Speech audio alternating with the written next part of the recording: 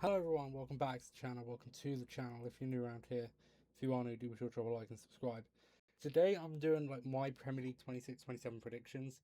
Um so yeah, I've got this I've had to really crop this so the adverts on it. But yeah, we've got this Premier League prediction filter. I'm gonna kinda do it in order rather than just throw in I'm gonna try and have it so it's for relegation, for example, I'm gonna have it in order of who I think will get relegated, as if it's an actual position. Right, anyway. So we're going to start off down at the bottom of relegation. So my rock bottom, I think, is Hull. I don't fancy Hull's chances in the Premier League. I don't think they're anywhere near good enough. I no no they've made a few signings. It, it, it doesn't they don't strike me as a team to do well. I think everyone's putting them sort of rock bottom of their predictions as well. As I say, they've signed a few players John Egan from Sheffield United. I don't know how long they've had him, but I know they have him. That guy from that used to play for West Brom, Ajayi, whatever his name is. They've got that Morita from Sporting, so they've got a few decent players there. But I don't think it's anything, too magical. So then, coming in at 19, I'm going to go Coventry, and I think so many people are going to look at me and say, "Why Coventry?" And it's because actually, I think the team that's going to go ahead of them has just a better squad than Coventry, and I think I think they have a better chance of staying up. But I don't think they will. The other team I'm talking about, by the way. But no, as I say, Coventry have signed a few players as well. They've got Carl Rushworth now on a permanent. They've got Awaniyi, Amenda from Frankfurt, and Gustavo Hammer from Sheffield United as well. But I don't know. I think there's just so many weak spots in their team. And then coming in 18th, I've got Ipswich. No, I don't want to. I want to put them there. No, swap. There we go. Ipswich for me have a better chance of staying up. I I like Gary O'Neill. I think if I'm not saying Frank Lampard won't keep Commentary up, but Gary O'Neill's had to do this sort of job before. He's had to try and keep a team up, and he's failed, he's succeeded, whatever. But I think he does have a better chance of staying up than Frank Lampard. I don't think Frank Lampard's Coventry is ready for the Premier League. But I don't, if Frank Lampard was to be sacked halfway through the season, I do think there is a potential where he could go to a team that is staying up. So exciting for them. But Ipswich, they've made some really good. They've got the signings that I think just push them 18th. For example, they signed Issa Diop from Fulham. I know it's not anything massive, but that's some Premier League experience. They've got Sasa Lukic from Fulham as well, Julio Enciso, Florentino, Dyson Maeda. They've got some real good players there that can really challenge. So yeah, but I do think that the three coming up are going to be the three going back down, and then probably Middlesbrough, West Ham, and Southampton will come back up as well. Um, okay, anyway, in its 17, I'm going to put Forest. I, I'm not. I'm just not keen on Forest. I really am not keen on Forest. They haven't been that active in the transfer window. They've signed two or three players. I know they got that Diamande from Sporting. They've got Schlager from where do you play for Leipzig or something. I just don't know with Forest. I under Glasner, I really am not sure. It just doesn't strike me as a team to do well this season. But they've still got some real strong points in their team. Gibbs White, given they keep him. Um, Mario, Hudson Odoi, players like that, who I think they're just sort of holding on to. And then in at 16, I've got Palace. It's a wild one, I know, but hear me out. Palace have lost some big players. They've lost Lacroix and several others. They've just got Brennan. No, they didn't. They've got Dwight McNeil. Yes, they done the swap deal, didn't they? Yeah, but I'm Crystal Palace's team just don't. They've obviously got Europe, but if they lose Wharton as well, they're in big trouble. But they've lost so many players, and the players that they've got left, I don't think are going to do that well. They've still got Dean Henderson, decent. The defense is really shaky. Munoz, Riyad's right. Chris Richards, right. They've got that Mengaza from Celta Vigo as well. It just doesn't. I'm not convinced. I really am not convinced by Palace. Okay, so then in at 15, I have gone and put Fulham. Now this one hurts because I like Fulham. Now more so that Arbeloa, Gonzalo Garcia, and Palacios are there. But I don't think it's a good team. It's they've lost Harry Wilson, they lost Lukic. The players they've got left sort of just don't strike me to stay up, or to stay up, but not to be. I don't think they're really going to do that good. Like, I want to see Arbeloa do well, and I think he'll stay. Like, I don't think he'll get sacked or anything, but I don't think they have a good enough squad. But there are strong points around it. Robinson, who's getting on a bit now. Bassey's alright. Anderson's alright. Shay Charles from Southampton might do something. Josh King's one for the future. Smith Rowe, hit and miss really. Gonzalo Garcia, I think, is going to be the man. I can't see Palacios playing every game, but that's where I have Fulham 15. 14, I've got Brentford. No, they're not. They're not going down. No, come on, there you go. Brentford then really haven't done much in the transfer window, but I think they've still got real decent players. Coyote was really good last season. Collins was really good.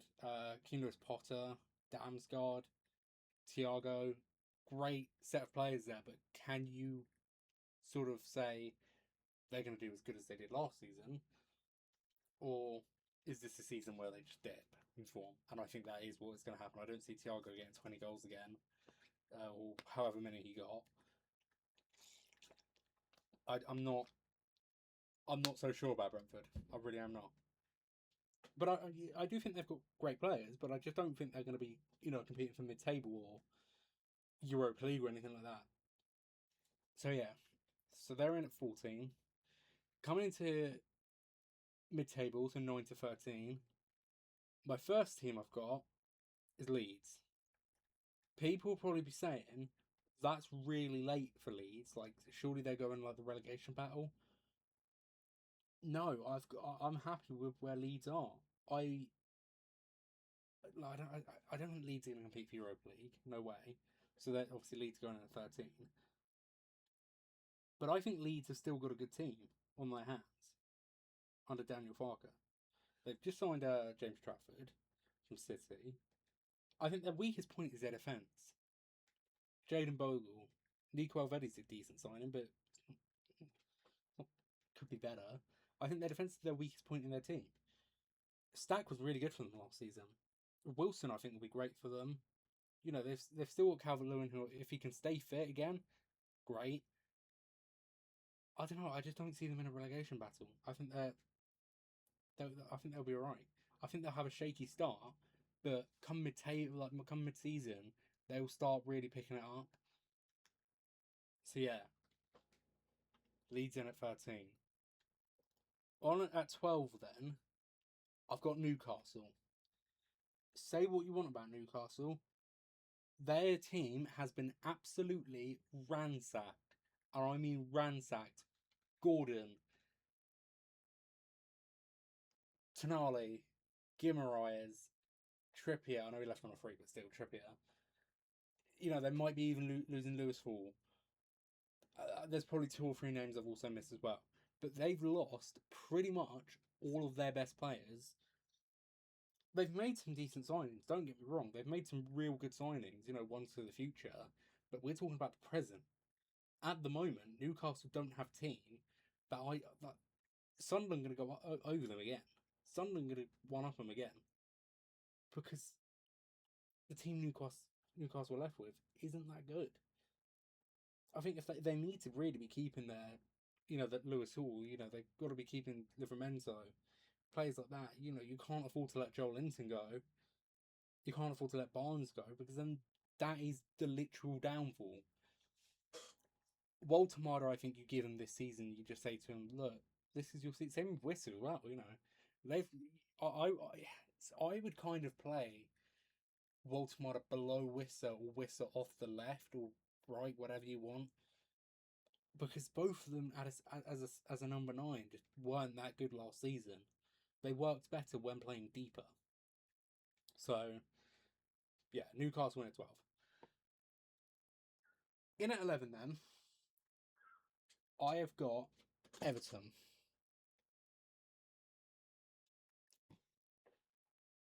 Everton are pretty, again, I think, what was it, like Brentford? They really haven't done much. They've done that swap deal, and that was about it. Well, they got Hackney from Middlesbrough. That's a decent signing. I think everyone sort of knew Hackney was off from Middlesbrough when they lost on the promotion. Everton are alright.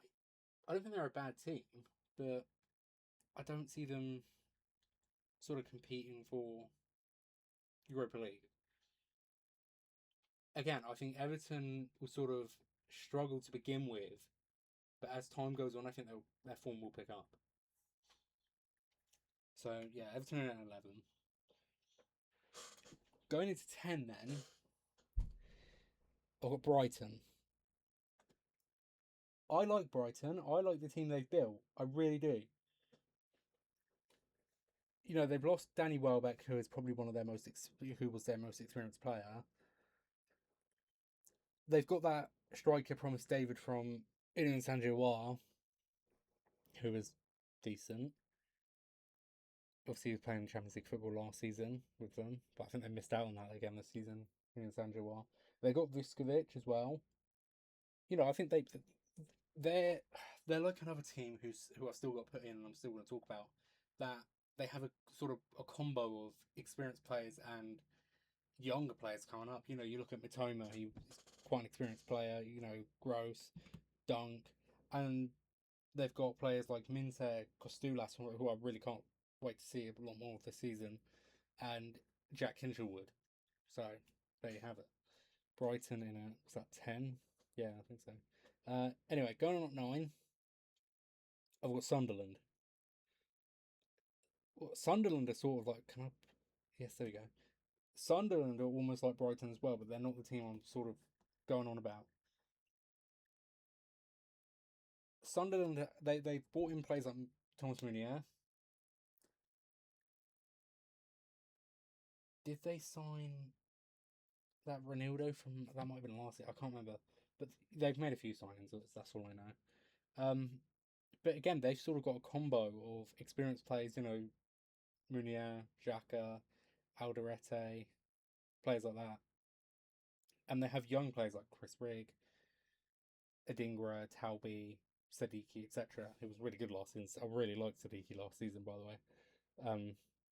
Can't wait to see more of him this season. But yeah, Sunderland, I think they'll do right in Europe. I don't think they'll go on and win it, but I think they'll do really well in Europe. So then, coming in at 8th, I do have Bournemouth. I do like Bournemouth's team. I think they're one to look out for. And I don't think many would be saying that, but Bournemouth are a team to really keep an eye on. A very young team. This is the team I'm on about. They're a very, very young team. They have very little number of players who are in their 30s. I think Evan Ilson, if he's even that age yet. Adam Smith, Lewis Cook. That's really all I can think about. There's probably more, but that's all I can think of, really. They lost Senesi. They signed Antonio Silva. Their team is incredible, just full of young talent. That Araujo came back off loan. So obviously Jimenez went off to Fiorentina. They've got Diakite, Trevor, who was really good last season as well. They signed that Juan Lu from Sevilla, Alex Scott. If he looks like he's staying, it's a real young team, and not even to mention Krupi, Rayan, players like that. They're such a good team to look out for this season. Yeah, really, really exciting team, and I cannot wait to see what they do this season. Well, I think they'll get Europe. I do think they will get Europe again. So they got their stadium expansion as well. That's just going to bring in more money. Yeah, great work from that Bournemouth. In at 7, then I have got Aston Villa. So Villa are also a team they've just lost most of their players. Tielemans, Digne, Konza looks like he's off to Arsenal. Watkins looks like he's off to Saudi.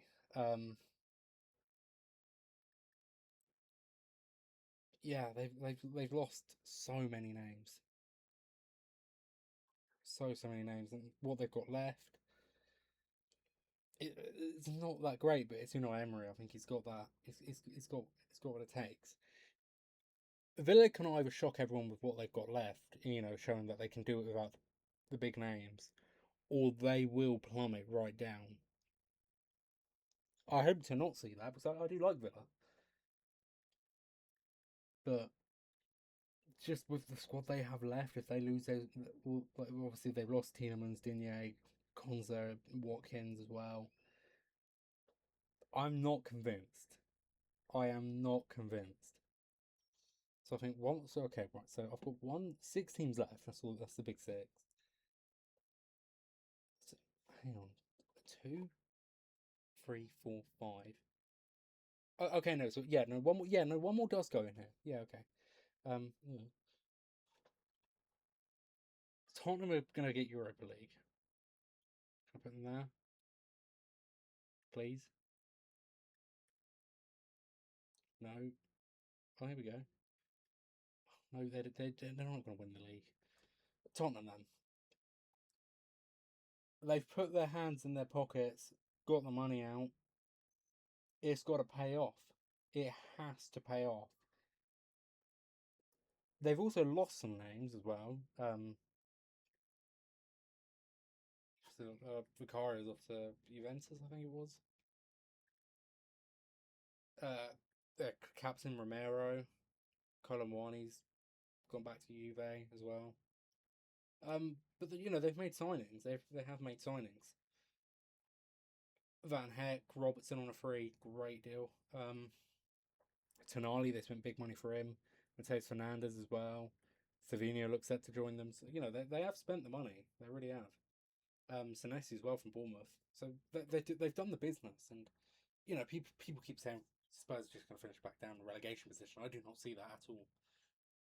De Zerbi is really going to push this Brighton team. God, that's like 3 years ago.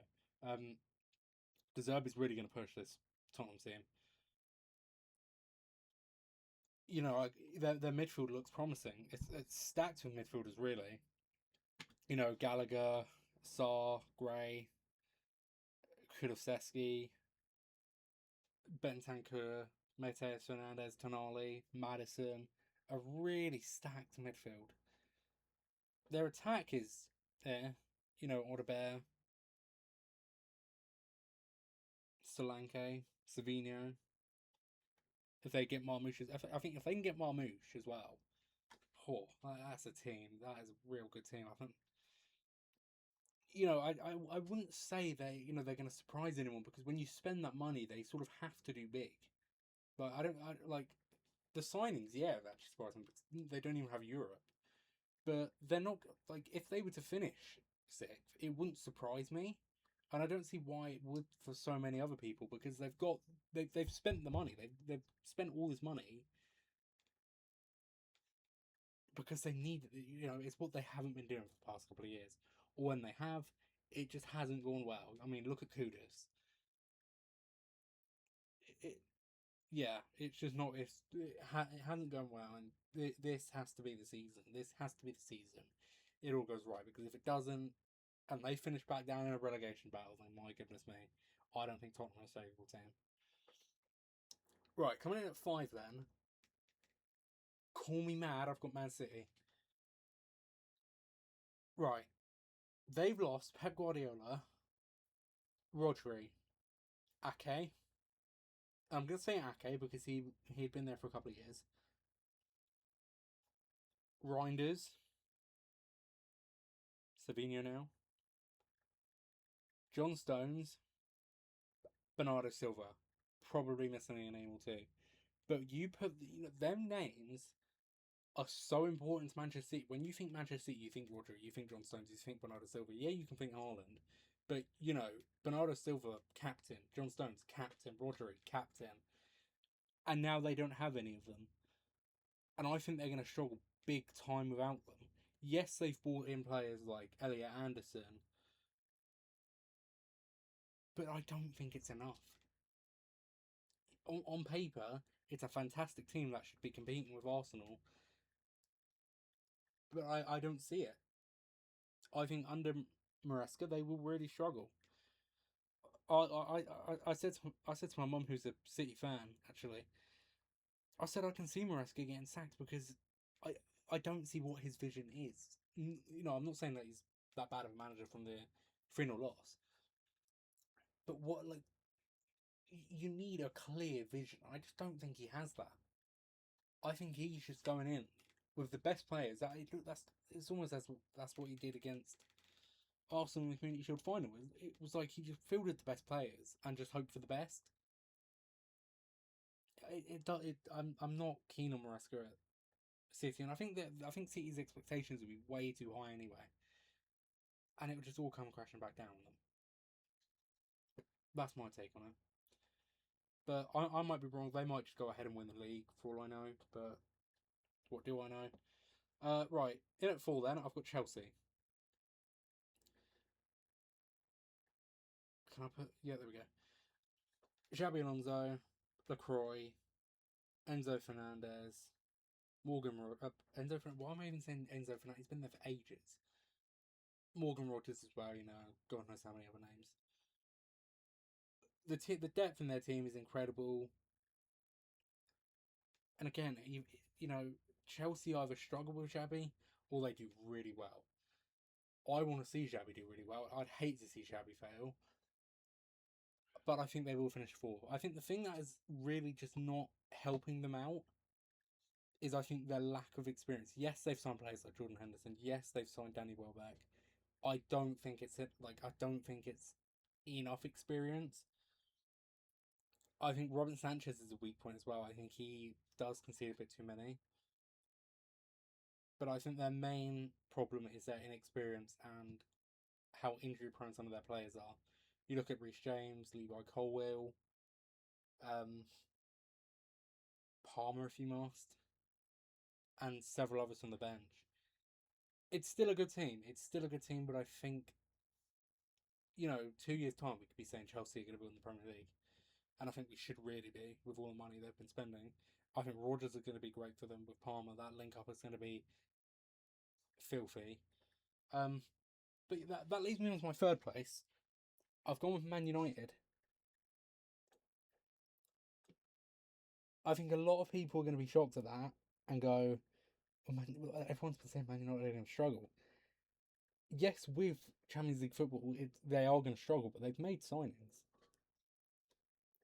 Especially in the midfield, where they needed them. Andre Santos, Baliba, if that's over the line yet, and Tielemans. Tielemans, experienced Premier League player. Andre Santos, one for the future. Baliba, one for the future-ish. They've got Bruno Fernandes, they've got Mainu as well. It's a really stacked midfield, it really is, and their attack is stacked as well, Mbeumo, Diallo, Ahmad, if you must, Rashford, Cunha, Xerxes, Sheshko, and I think the weakest point in Manchester United's team is their defence. I don't rate Dalot, neither do I rate Masraoui. I think they're missing a big right back to compete for the league. Maguire, I think, is a starter for them. People that say Maguire's awful just sell him. what are you talking about? He's one of their captains. He's, you know, I think people live off 2020 Maguire. I think Maguire is really good for them. Martinez as well, if he can stay fit, is really good for them. Argentina Martinez is different class, but we're not talking about Argentina Martinez. We're talking about Manchester United Martinez, and I think he's very injury prone, and he's a bit reckless, to be honest with you. But when he's on form, he is dangerous. And at left back, if Shaw can stay fit as well, then it's a solid back line. But I think they're the areas I thought they should have upgraded this season. I thought they should have signed Hall. I think well they still can. They've still got about 10 days or so left to do so. So I do think they should have signed Hall, but they might, they still might. But I've got them in at 3 because I think there are going to be those games, you know, where they go to Brentford, where they go to St James Park, the Amex, Hill Dickinson, and I think they will just fall apart. So that leaves me on to my second place. It is going to be Liverpool. I think they're going to be much better than they were last season. Not fully better, but I think they will be better. You know, a lot of people wonder whether this is going to be Alisson's last season. Is this going to be Van Dijk's last season, etc.? Which I think it will be, especially for Alisson. Maybe not Van Dijk. I think Alisson's this is his last year. How much longer can Mohamed Ashfili sit on the bench? But they've got a real good squad. Liverpool. They've signed very little amount of players. They've seen a lot of them leave actually and haven't really replaced them, which is concerning. Because you know you play like Robertson. Yes, they've got Kirkes, but it's not. I mean, you can't really. It's the same as Salah. Who are they replacing Salah with? You know, they've still got time to get Barcola. I think they should get Barcola. I think they will get Barcola. But, you know, I think Frimpong's gonna have has to have a good season. I think he will. You know, almost, I can see Frimpong sort of playing a more attacking role when Bradley's back. Which I don't know when it's meant to be, but I think somewhere to the end of the year. I think. Araujo I think will be really good for Liverpool. Actually, you see a lot of people say about how bad Araujo is. I don't think he's bad. I just think all the other Barcelona centre backs are better than him, which pushed him out of the team. I think at Liverpool he will prove a lot of people wrong. I don't think he's world class quality because in my definition of world class, you are the best. You are one of the best in your position. I think you have to be at least top 5 best in your position, maybe even top 4 or top 3 to be world class. I don't like it's when it's like when you see players. I don't know when you see people calling Vert's world class. I don't think he is world class. Because I don't think he's top 5 in this position. I'm not gonna. Don't even make me name 5 better than him. I mean, I could, but I'm not going to because that's not. We're not talking about the definition of world class. We can in another episode. But you know, players like Frimpong, Verts, they've got to have a better season than they did last season. Same with McAllister. If McAllister's really a starter. So I didn't rate him for Liverpool last season, but he was really good in the World Cup. Engamoa, does he start for Liverpool? Gakpo has to really up his game. Players like that, you know. But yeah, I've got them finished in second, and then everyone's top is going to be Arsenal. If you don't have Arsenal at top, I'd love you to give me a real good explanation as to why. They've got the best team in the league. They've got the best goalkeeper in the league in David Raya. They've got the best centre backs, midfielders, whatever you like to say about them. Their depth is incredible. You know, to add Konza to that back line is just incredible. Yes, I know Saliba's injured, but when Saliba's back, to actually have Konza just sat there on the bench, who can also play a right back if needed, it's incredible. And obviously, they have the money to do that. Of course, they do. You know, they signed Guimaraes, who was right in the Community Shield final, who will be a starter for Arsenal. They got Zolis, who was really good as well, but this is Arsenal, and I think the one position I'm not keen on for Arsenal is striker, because do you have Gyökeres starting and potentially have him have a much better season than last, or do you start Kai Havertz? Kai Havertz, when he starts, I think is much better. It's a really tough one. It really is. That's not to say Havertz is a better player than Gyökeres, but there's something to Havertz when he's playing for Arsenal. They are more dangerous as to when Gyökeres is starting. Like when you need a goal, if you've got Havertz on the bench, it's almost coming for you. I'm not glazing Havertz or anything. I'm saying that he'll score in all 38 games for Arsenal, but he seems more of a threat than Gyökeres does. Gyökeres is good for his physical ability and beating players off the ball, and his speed, his finishing, hit and miss really. But when it comes to Kai Havertz, I think his playmaking ability and his finishing is much better, and that is what you want in the number 9. Exactly that, and I think he's really good physically as well. But there is my Premier League predictions. Arsenal to win the league. In Champions League, I've got Liverpool, Manchester United, Chelsea, and Manchester City. In Europa League, I've got Tottenham and Villa. Potentially Conference League is Bournemouth. Mid-table from 9 to 13 is summed up. I mean, you can see it, but I'm just going to say it anyway. Unless people are deaf, blind, or whatever. I've got Sunderland, Brighton, Everton, Newcastle, and Leeds. In a relegation battle, Brentford, Fulham, Palace, Forest. And the 3 going up are the 3 going back down. There you have it. Let me know on your thoughts on like what you think will happen in the next Premier League season, in this season. The first game is tonight in like 2.5 hours, so I'll be watching that. Arsenal vs Coventry. I look forward to that. But yeah, that's my predictions. It's quite a long video, but I'm not. It's not like one of these TikTok videos where like I'm just blind ranking, and it gets to the end, and I've got like Palace in like 5th, and I'm like, oh yeah, I think Palace will do really well. I didn't even know Palace was still left. I've done this properly where I know where I want to put teams, and this might really fun. This might fumble. Villa might struggle. Newcastle might shock the world. I don't know, but there you have it. Yeah, as I said, let me know your thoughts if you agree with this, if you disagree with this, and if you think I'm an absolute prat. But yeah, I think it's fair because I don't even support any of these teams. Like, this is like from the most non-biased perspective you can get.